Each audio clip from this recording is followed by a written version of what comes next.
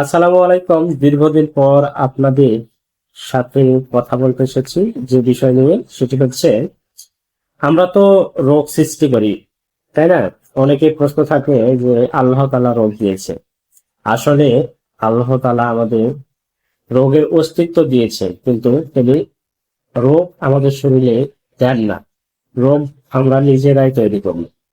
এজন্য আমাদের অবশ্যই সতর্ক অবলম্বন করতে হবে, যেন রোগ আমাদের শরীরে বাসা বাঁধতে না পারে।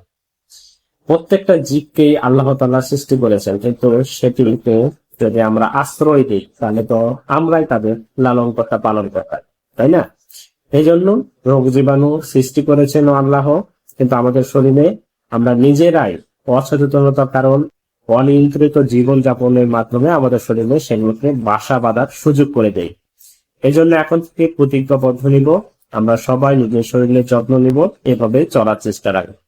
সবাই সবার মতো করে নিজের শরীরের যত্ন নেবে।